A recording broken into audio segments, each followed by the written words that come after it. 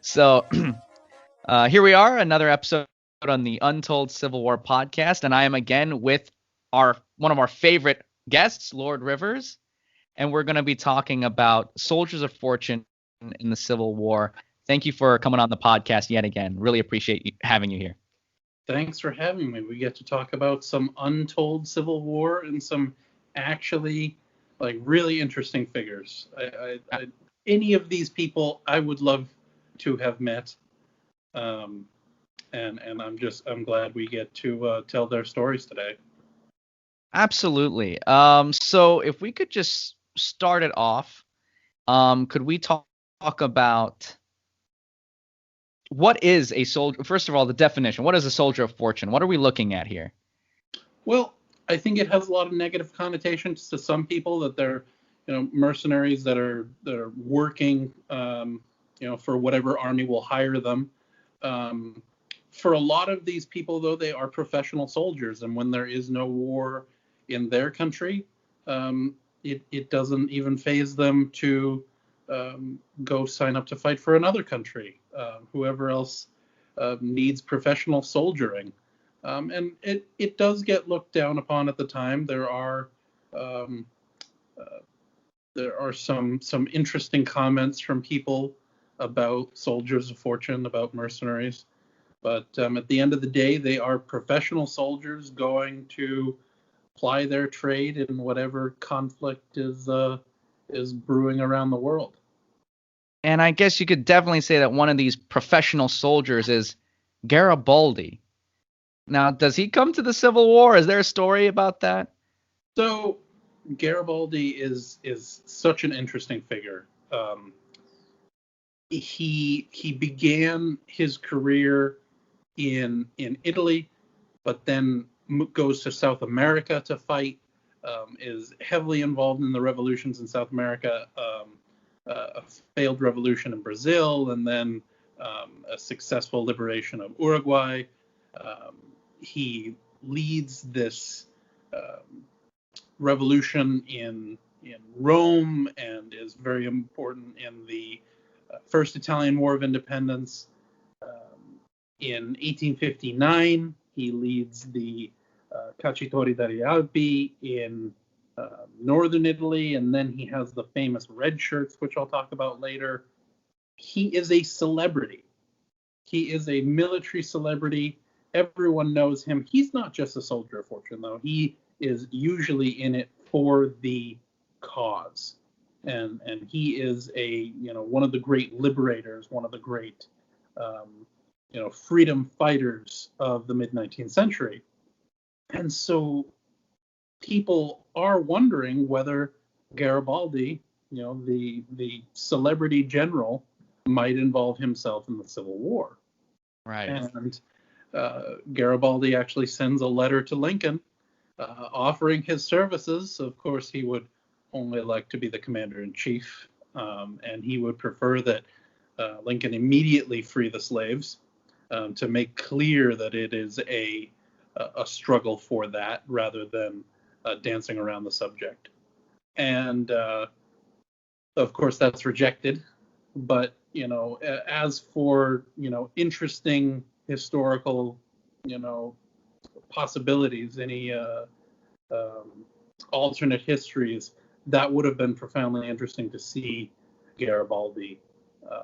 Oh, absolutely, yeah. Serving in America. Now, that's a whole conversation for a different day of what he would have done.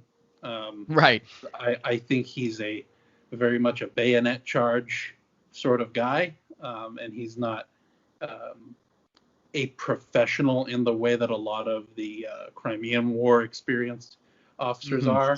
It might have been even more bloody. Who knows? But right. Definitely could have happened. And there were people that were actively trying to recruit Garibaldi, and there were people that were working for Garibaldi trying to spread his name around in the U.S. So there were people trying to make it happen. It didn't happen. It didn't happen, but there are several others with the same sort of background, same professional skill set, who do come to the United States to serve in the American Civil War. What sort of motivations did they have? As for motivations, I mean, we'll talk about the different figures that we've chosen, but there are myriad motivations. There are true believers in the cause on both sides. There are people that are clearly in it just for the money. It is just another war, another day, another war. And there are people that have personal connections to one side or the other. So like any situation, there's going to be a lot of different motivations for most of the figures that I've chosen. I think they're professionals and they're not true believers. Right. Okay. Well, why don't you lead us off? Talk about some of the first people you've chosen. I think we have to start with my favorite figure. He is just a very, very interesting figure. I've talked about him all the time. Anybody that knows me knows I talk about Sir Percy Wyndham. Had these giant whiskers. And his men would always get nervous when he started twirling his whiskers. He got very angry. But for interesting mid-19th century figures, he just has such a repertoire of events. He's like Forrest Gump, where he's everywhere in that mid-19th century context. So in 1848 he joins the French Navy. He's an Englishman. Joins the French Navy just for some experience. Accepts a commission in the British Army, and then after gaining some experience with the cavalry, goes and works for the Austrians. I guess he wasn't going to progress enough in the British Army, and goes and works for the Habsburgs, and is in a Lancer regiment, ends up commanding a Lancer regiment in Austrian service until 1860. And then, and this is another one of those questions where the Soldier of Fortune issue comes up of, is it uncouth to not only switch to a different army, but go to the other side? Yes. Because he joins Garibaldi in 1860, and he actually becomes a lieutenant colonel in Garibaldi's red shirts. And so that's not the regular Piedmontese army. It's not the Northern Italian army. It's volunteers under Garibaldi in Sicily and in Calabria that are fighting to overthrow the Bourbon Kingdom of the Two Sicilies down there. So from 1860 to 61, he's on the other side and fighting for Garibaldi, and there he makes a bunch of connections. In fact, he is a personal contact with Garibaldi. He meets Chatham Roberto Wheat, who I didn't put on the list, but he's just as interesting. I think Sir Percy Wyndham is so much more interesting than Wheat, but Wheat, of course, is one of Garibaldi's red shirts, and then goes and forms the Louisiana Tigers. And he actually meets Sir Percy when Sir Percy is captured, and he runs over to him and says, "Percy, old boy." And they have a moment when Sir Percy is not in his best moment, because I'm skipping ahead here, but Sir Percy gets captured along with most of his regiment at one point during the war, and that's when he's with the 1st New Jersey, and so all of these soldiers of fortune, a lot of them had these connections with each other. Right, it's a small circle, you know. Yeah, If you've been fighting all these different wars, you're bound to bump into one another once, twice, maybe more than that. Yeah. And then sometimes you're fighting against each other, sometimes you're fighting with each other. So yeah. And so Sir Percy, this is kind of where I get my Lord Rivers thing from, is where Sir Percy called himself Sir because he had been given an Italian knighthood. He had the Military Order of Savoy, and he had been given that, very proud of it, but of course it wasn't actual English knighthood, and so everyone finds him incredibly pretentious for using Sir Percy, but I think it's great. Absolutely. Yeah. But he has such an interesting career, and when we get after the Civil War, I will read his obituary, which is just as fantastical as the rest of his life.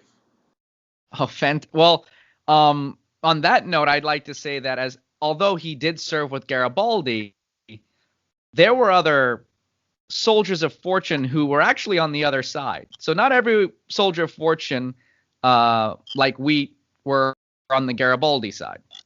Yeah. So do you have one? I do have one. Wow. I have one character that I like. Yeah. His name's Miles Keough. Yes. And I know that people may know him from the movie. I believe They Died with Their Boots On, right? With Errol Flynn about the 7th Cavalry. They talk so much about onions in that movie that I call that the onion movie.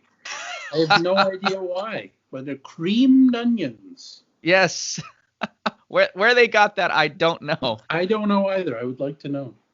But Miles Keough definitely is portrayed in that movie as sort of this happy-go-lucky Irishman who actually introduces the song Gary Owen to the 7th Cavalry. I don't know if that's true at all. I will say that he was actually known to be quite depressing, morose. He really wasn't that happy and go lucky. But he did start out his career. He was born to a well-to-do Catholic family from County Carlow. And when he was 20 years old, he left for Italy to join Pope Pius IX in his fight against Garibaldi's revolutionaries. He became a member of the Battalion of St. Patrick. And despite being issued poor uniforms and weaponry, they served courageously. And for their service, the men, including Keough, were presented with medals by the Pope, which is something I'll get to because it's sort of a good luck charm later in his career when fighting Indians. But of course, he would then, as the fighting wind down, he would stay in the Papal Army and serve as a member in their Irish Zouave company until he heard about rumors of the Civil War happening across the pond and more adventure to be had. So he too would make his way to the American continent. Yeah, the Papal Army is really interesting because of the fact that it collects volunteers from all over the Catholic world. So I always think that they're full of really interesting characters.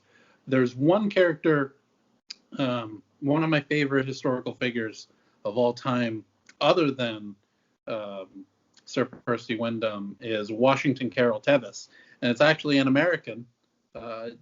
Fascinating that I actually like an American figure, but he's really interesting because he ends up serving the Pope after the Civil War. But he begins his career as he goes to West Point, starts training with the cavalry in the U.S., and then inherits a bunch of money. So what do you do when you inherit a bunch of money? You leave the army and you go to Paris. Obviously, that's what you do in the 19th century. Why not? So he goes and jaunts around Paris for quite a bit, and actually ends up at the beginning of the Crimean War accepting a commission as a binbashi, cavalry officer in the Ottoman service. Wow. That's out of left field. The actually having an American who's recently been living in France go work for the Turks. Right. And he actually distinguishes himself. He becomes a colonel in the Bolsheviks and fights in one of the lesser known theaters of the Crimea, not actually on the Crimean Peninsula, but over in near the siege of Kars in the Caucasus and in eastern Anatolia. And he ends up fighting, becomes a general in the Civil War. And then after he goes and after working for the Fenians, for the Fenian Brotherhood, goes and serves the Pope. And I forgot to mention he did convert to Catholicism in 1853. May or may not have been for a girl in Paris, but he does that, and so that's his connection to the Fenians and the Papal States. Well, it's interesting you bring that up because I have another character. When you're talking about going to Paris, right? There have been many ne'er-do-wells or soldiers of fortune that do end up going to Paris to look for employment with none other than the French Foreign Legion, right? The home to all of these soldiers of fortune. And Constantine Blonowski, I know I might be butchering that Polish name there, but he actually got his start early on. He was a soldier all his life, and he got his start early on serving in the French Foreign Legion in Algiers. And after serving with them, he would go serve in the uprisings in 1846 in Krakow among the Polish patriots. And as everything continues, all these revolutions through 1848, he ends up joining the Hungarian army in the 3rd Ulan Regiment. So he too started out in France and branched out. That's what I really like about all of these figures is that they have that connection to the Civil War, which we all really enjoy learning about, but it gives you a window into all the other events in the mid-19th century. Most people that study the Civil War might not know about the 1848 revolutions and how they were so important to everyone living in Europe at the time. But through all these figures, you get to see other rabbit holes that you go down to research. Oh, right, absolutely. And it's true because when you look at these, like the 1848 revolutions and the other things that are happening in other parts of the world, you sort of get into the eye of, or sort of get into that world and perspective of not just the soldiers of fortune, but the average immigrants who were in the United States at the time serving, and how they sort of viewed their world and how they understood the cause and what the cause was to them. It all goes back to how they were raised and what they witnessed back in the old country. And I think everybody talks about the Irish Brigade, which is of course super important to talk about. Right. As an Irish person, I can't disparage the Irish Brigade. But, the other one to really, there are two other ones that are important is the Garibaldi Guard, of course, which is the reason I bring it up now is it's hugely comprised of Hungarians. A huge amount of Hungarians in the Garibaldi Guard, and a lot of them have that experience from 48. And then, of course, most of the units in 11th Corps, in the European brigades, a lot of them have that 1848 service. And that's not to say that they're professional soldiers. They might have combat experience, but they might not have that technical expertise. But it is interesting to have that 1848 connection. Right, and I think I read somewhere that the German Dutch immigrant percentage in the armies was actually larger than the Irish. Probably. Yeah. I don't have the statistics on that. And of course, we're talking about the 1848 revolutions and some of those motivations for some of these people to come to the United States. One of my characters that I find very interesting is Prince Felix Constantine Alexander Johann Nepomuk of Salm.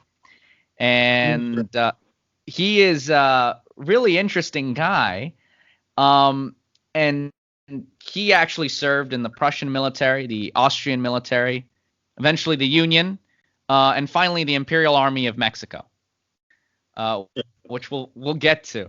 Yes. And he's actually, in name, he is actually of noble birth.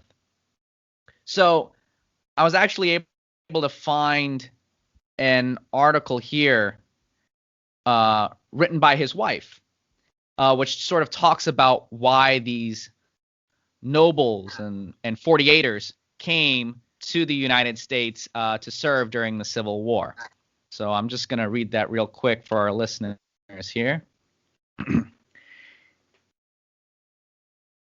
It is astonishing how many German noblemen found it necessary to go out of the way of European difficulties and seek a refuge in the United States. The Prussian and Austrian army furnished a considerable contingent of shipwrecked officers who mostly had to run away before their creditors or who escaped the consequences of some duel, breach of discipline, if not some less pardonable sins.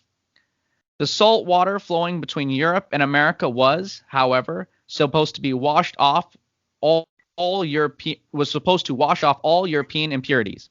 Nobody cared how one had sinned in the old country as long as he behaved in a manner which was thought proper in America.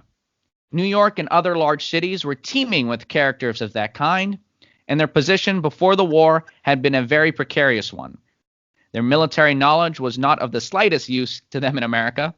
Then the social prejudices, pretensions, and views which they brought with them were the principal impediments to their success. Many perished miserably because they could not renounce them. Others only commenced to get on with the direct necessity had compelled them to work. Those acted most wisely who at once resolved to earn their living in whatever honest manner, not concerning whether their occupation was in accordance with the position they had held in Europe. Work does not dishonor in America, but a life of idleness does. The revolutions of 1848 and 49 brought numbers of refugees from Germany to America. They were found not only in the cities of the East, but almost everywhere in the United States, and it cannot be denied that this immigration had a great and, I think, salutary influence on the German element in America.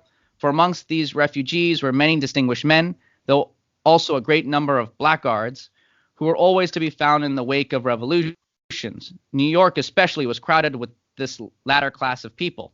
The outbreak of the war was a godsend to most of the shipwrecked Germans, especially those from Prussia, as all of them had been soldiers, and even the most imperfect knowledge of military things was then of the highest value to the Americans, who understood nothing at all of them. In the land of the blind and the one-eyed is king.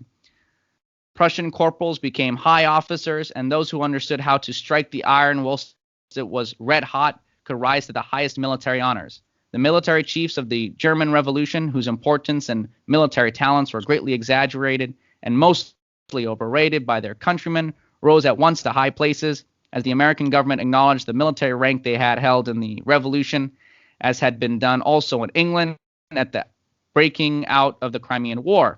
So she didn't really have a great view of all of them, but it is interesting. Yes, it is interesting to say that Prince Felix, who she ends up marrying, is one of these gentlemen who, although he knew plenty about fighting, He ends up fighting in the first Schleswig War. Excuse me if I'm pronouncing. Yes. And receiving Sword of Honor from the King of Prussia, and the Austro-Sardinian War. However, he wasn't as good with money, and because of his certain debts, he did end up running to America, according to her writings. So. Yeah, I think we talked about the second Schleswig War last Yes. episode, because the eye of Parliament shifts away from the American Civil War over to the Schleswig crisis, because a war with Prussia and Denmark is much more likely to upset the balance of power in Europe than some squabble in America. But yeah, that's a fascinating look into the blackguards of 48. Yes, so you have a lot of these trained military personnel who are in the Americas, who are fond of duels, fond of fighting, and need a job. What's interesting about Prince Felix is that he basically knew no English, and he even admitted that himself. And so when they offered him, when did he arrive in America? I believe he arrived. I'll have to double check. I think the war, when he arrived, McClellan was already in command, I believe. Oh, okay. So he wasn't there ahead of time. No, not ahead of time. Okay. I believe when he arrived, McClellan was already command. At least he was already looking for a command when McClellan was around. And he does end up. Well, they offered him a command. He said no because he was afraid his English wasn't good enough. But as we mentioned before, there are plenty of Germans in the Union Army, and so they soon found a position for him as a colonel in one of these regiments. I believe it in first the 8th New York. So I have 3 more figures I have to talk about, or I have to introduce before the war begins. Let's go ahead. But I don't know how many you have left, but I'm going to go with the next one. Yeah. Since we're talking about the French, I think Polynyak is very interesting. Polynyak, the Confederates obviously had a hard time pronouncing his name, so they called him Prince Polecat. Yeah. So Prince Polecat started his career as a French officer in the Crimea, and he was just a lieutenant in the Crimea. Continues in the French service, and then comes to the Confederate States during the Civil War, and actually rises to become a major general. And he's apparently the last major general to die after the war, Confederate major general, but fairly young general, and brings that professionalism. He serves in the Franco-Prussian War after the Civil War, but he has this air of professionalism that he brings to his command, at least, and he certainly has a memorable name with Prince Polecat. Yes. The 2 other ones I'm going to mention, of course, I can't do anything without mentioning my favorite book, A World on Fire, Amanda Foreman's giant tome on Britain and the American Civil War. And along with Sir Percy, the one she talks about quite a bit as for British soldiers in foreign service, it's Henry Fielden. And Henry Fielden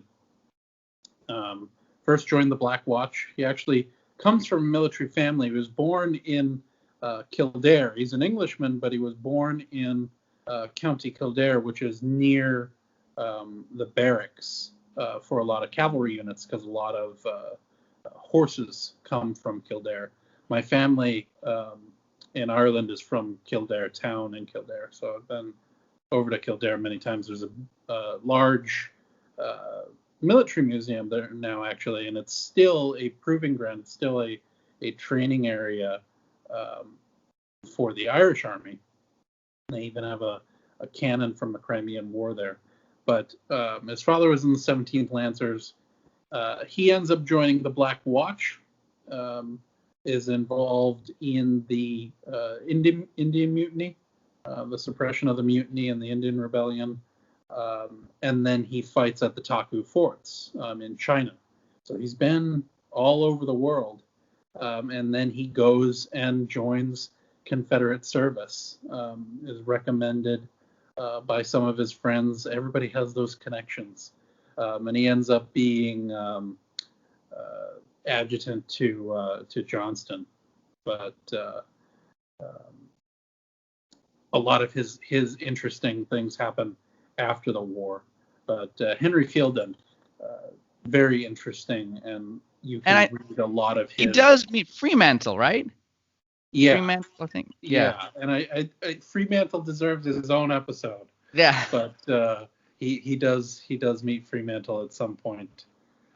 It seems like anytime Englishmen are around in the war, the Confederates or actually both sides go out of their way to introduce them to the other Englishmen. Hey, you're English. You know this guy?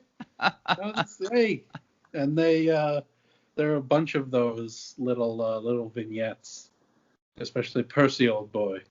Yes. But the last figure I'm going to talk about is William Loring, and he isn't a soldier of fortune until after the war, and so I'll talk about him a little later. But he actually serves in Mexico, rises to be a major, and so at the beginning of the war, he's kind of a big deal in the Confederate Army. Becomes a major general in the Confederate Army and actually outranks Lee for a time, or at least as disdainful of Lee, who actually gets sent to observe Loring's command at one point, and so he kind of sees it as Richmond overstepping.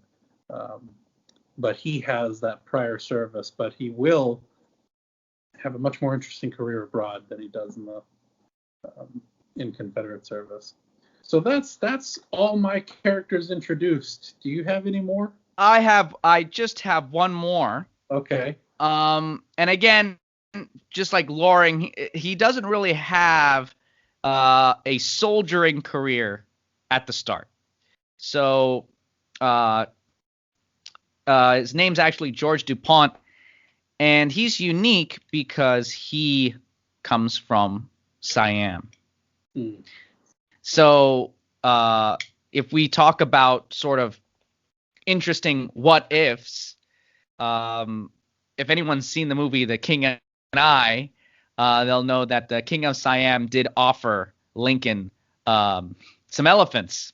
Yes. For his army. Yeah. Lincoln did not accept this offer. I actually have the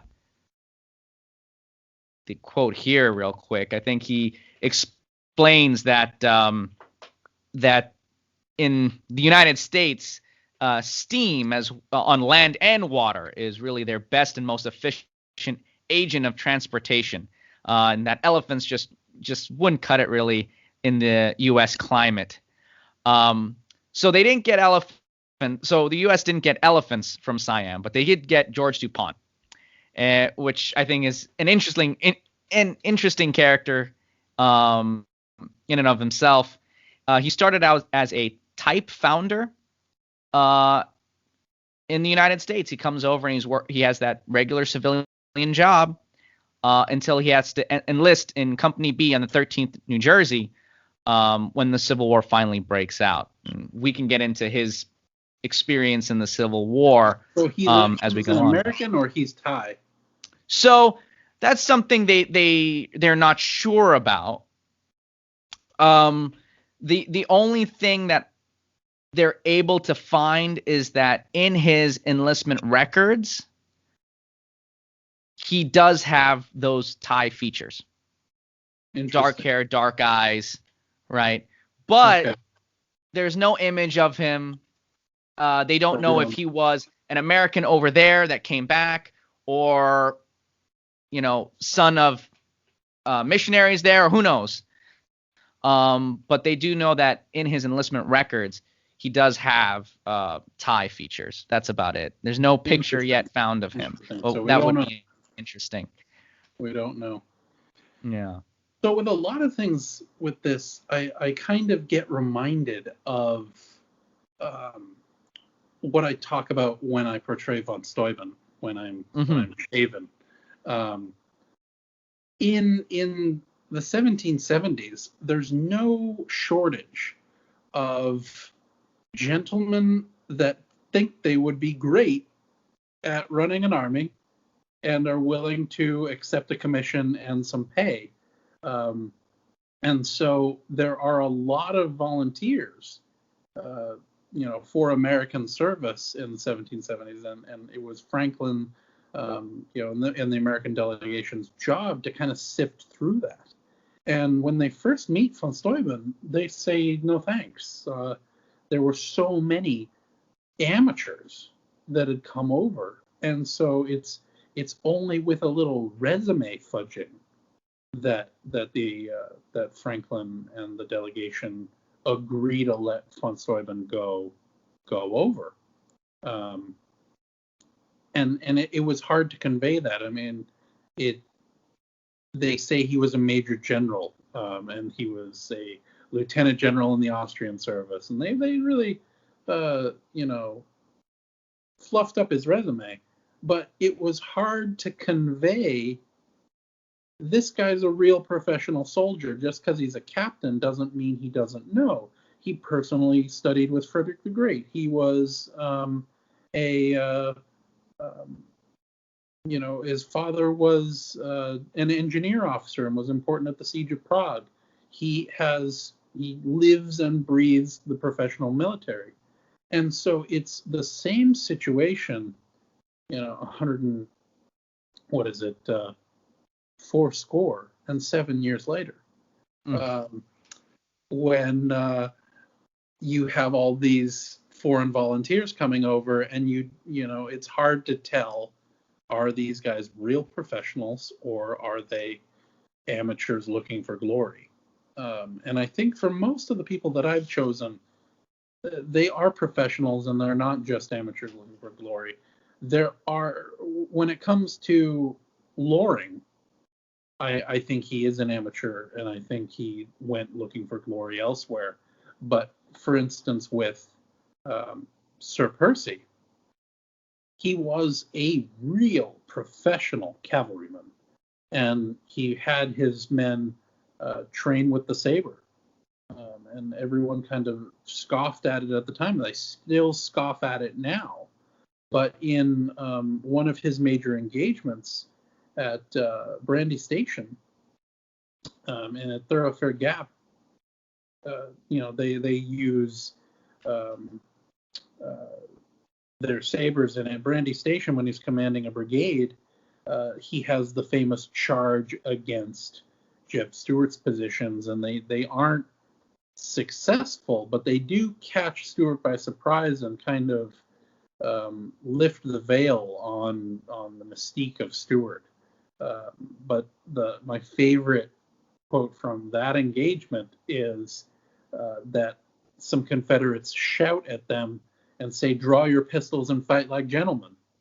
and it's kind of the opposite of what you would normally. Yeah, you wouldn't expect that. Yeah. Gentlemanly thing to do, but they were in such close quarters that the pistols and carbines weren't effective, and he was just interested in getting in close, fight with your saber, and if they actually knew what they were doing, they were quite deadly with the saber, and his men greatly respected him after that, and that kind of gets Sir Percy back from the doldrums of him having been captured and right. And because dash and fire doesn't always work. Sometimes you run into a trap and your whole regiment gets captured. But sometimes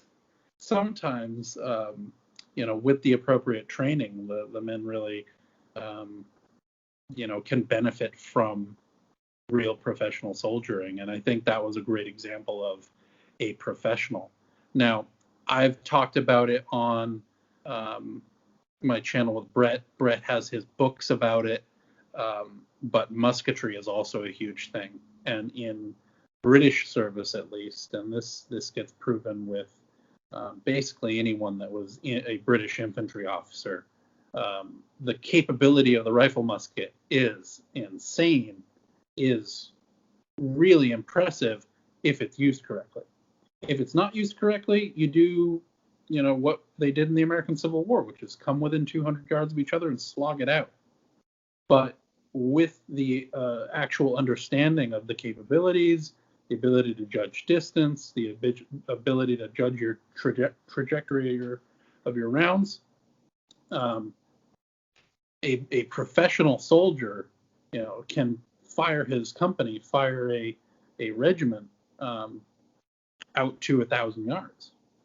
And Fielden, when he was, fighting at the Taku forts, they used long-range fire to pin down an enemy position while infantry advanced under that fire. And so it's the professionalism element really is interesting to me, that they had a lot of stuff to offer, and I think that elevates a lot of these people to professional soldier over soldier of fortune. So Right. that's right. my defense of Sir Percy. He did nothing wrong. Right. And I think if we go further into that, at least for one of my characters, my Polish character, Bondowski, there is an image of him. I can send it to you. I'll put it on my Instagram, but I can send it to you as well. Yeah. That people can actually take a look at him. But not only is he a professional, but when he comes, it's interesting you mentioned the sword thing, because when he comes to the United States, he becomes a master fencer for one of the German sports clubs. Oh. And another thing about him is that he actually ends up giving his life for this cause very early on. So at the Cap Jackson affair, which was essentially what happened was a pro-secession militia had mustered just out St. Louis, St. Louis, Missouri, where there was a federal arsenal. Sumter had already taken place, but prior to Sumter and just after Sumter, there was a pattern of this, where secession militia were basically capturing and taking control of federal arsenals and fortifications. So those Union troops commanded by Nathaniel Lyon knew that their arsenal was in jeopardy. So they went out to arrest this secession militia, which they did successfully, and were escorting them back through town, these prisoners of war, when a drunk man, according to the writings of Sherman, who was actually there with his son, not famous yet, a drunk man drew a revolver and began firing at the soldiers. An officer, he states an officer was shot in the leg, and chaos ensues, essentially, and that officer was Bondowski. And Bondowski is actually mortally wounded. I've heard reports that the shot, as you said, is maybe for the drunk man with a revolver. I've also heard that it might have been from friendly fire by accident. There's also the story that he was the one who actually ordered the soldiers to fire as he fell. But none of that has been substantiated. Ultimately, though, his wound proves mortal, and he passes away on May 25th, which is interesting, because had he passed away earlier, he may have been remembered as the first Union officer killed in the conflict. Instead, that honor went to Elmer Ellsworth, who died a day earlier. So technically, you could say maybe he was the first mortally wounded officer of the war. But when they came here, were they professionals? They had professional skills, and you could argue that in this case, maybe a lot of these guys did believe enough of the cause to be willing to risk their lives out there, and Bondowski actually give his life for the cause that he believed in for the North. Isn't it depressing when you research these people and get really attached to them and keep reading the story, and then they die when you don't expect? Yes, and so early on, that was it. Yeah, I actually I have a figure that I had discovered before in passing, a passing reference, but it was very depressing because I have such a connection to this guy. And only 2 days ago, I figured out this connection. Bradford Smith Hoskins. He's not, the flashy, exciting figure that is in my list here, but he actually was in the 44th. And anybody that knows me, that's the unit I portray for the Crimean War and then for post-Crimea. And it's not a dashing unit. We actually chose it because it was just a regular line infantry unit, and it's the most massacred regiment in the British Army. But Bradford Smith Hoskins served in Crimea, actually ended up fighting with Garibaldi too. So he would have known Sir Percy, and he would have known Wheat, and all of these interesting people. And then he goes and fights with Mosby. Wow. And for anybody that knows Mosby's Rangers, they're a tough crowd. And apparently he still wore his red uniform, wore his British uniform, while everyone in this ragtag bunch is galloping around. And he actually dies in Virginia with Mosby at his side. And you can see his grave. There's only one very grainy picture I've found of him, but it's very sad when you find the tragic deaths in history. It's an interesting connection that you feel when you do that. Yeah, research. Absolutely, yeah.